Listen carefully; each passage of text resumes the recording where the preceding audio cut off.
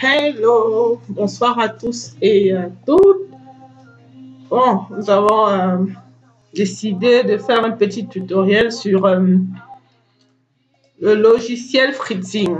Voilà, Freezing, c'est un logiciel open source développé par une entreprise berlinoise de Berlin, qui a pour le but de ce logiciel est de vous permettre de schématiser vos circuits électroniques, vos circuits schématisés, les visualiser et les tester avant de mettre vraiment de mettre des composants réels, avant de dire des composants réels. Il est toujours mieux de visualiser, de tester, de simuler un circuit, parce que vous pouvez avoir des erreurs, et une moindre erreur en électronique vous gâte soit un composant ou crée des petits dégâts, peut-être une explosion d'un composant et tout.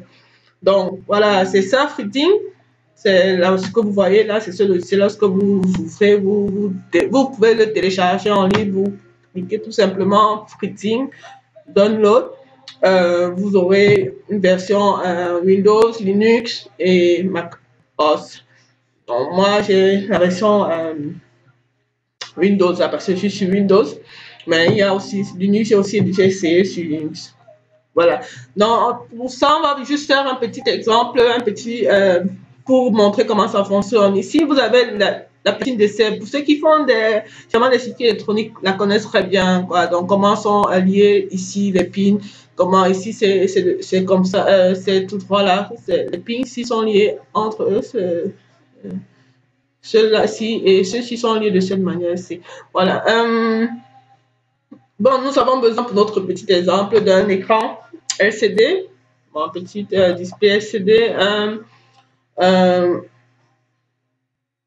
Arduino, parce que c'est le composant principal. Donc voilà, on va prendre ici, voilà, comme sur Freezing, ici vous avez plusieurs composants. Vous avez besoin de faire vos schémas, vous connaissez le nom de vos composants, vous tapez juste sur la recherche. Ici, c'est vraiment, il y a plein de composants en rapport avec Arduino, quoi. On a besoin d'un Arduino Mega 2560.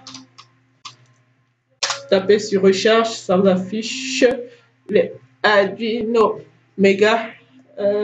Voilà, nous allons prendre un Arduino, le placer là aussi en outil tout simplement, et ça arrive sur notre platine. Nous avons besoin pour notre circuit, pour faire fonctionner l'écran LCD, nous avons besoin d'un potentiomètre.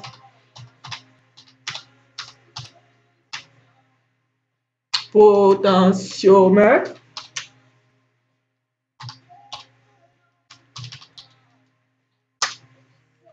« 10 kg, je crois, 10 kg. Il permet, le potentiomètre nous sert ici à améliorer l'image de l'écran LCD. Donc, on l'utilise pour le circuit. Ça permet si vous montez, vous allez voir que l'écran n'est pas, le texte qui est écrit n'est pas souvent très visible. Avec le potentiomètre, vous pouvez réguler la visibilité et tout. Donc, nous avons aussi besoin d'un résistor de 120 volts pour notre montage.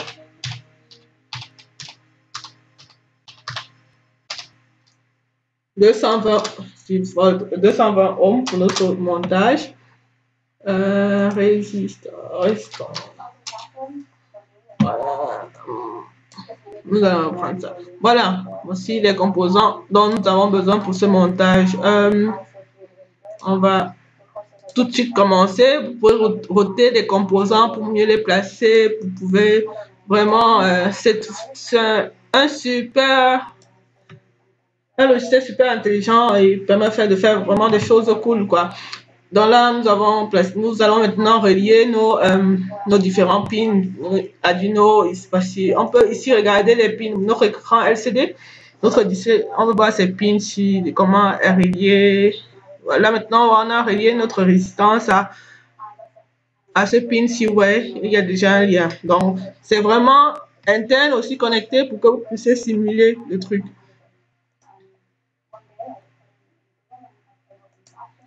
Bon, je vais montrer quelques-uns et puis nous allons arrêter la vidéo avant de continuer pour que ça ne soit pas très long, pour que ça puisse aller sur sur YouTube facilement. Bon, on a besoin de relier, besoin de relier notre masse et notre symbole à notre écran. Donc, on a besoin de la masse. La masse ici au niveau de notre Arduino, c'est là.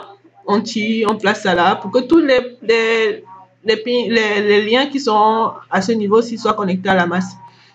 On a besoin aussi de nos 5 volts en place ici. Généralement, la masse a une couleur noire. Généralement, il faut mettre les couleurs pour avoir un peu un ordre dans votre montage. Sinon, vous vous perdez. Vous fixez certaines règles comme la masse toujours avec un noir et les 5 volts toujours avec le rouge. Donc, voilà.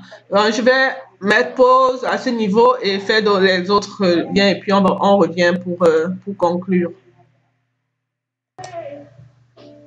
Bon, nous revoilà. On a mis une pause pour pouvoir faire les montages pour que ça ne soit pas une vidéo très longue. Désolé. Donc, voilà, on a connecté. Bon, comme on a dit, notre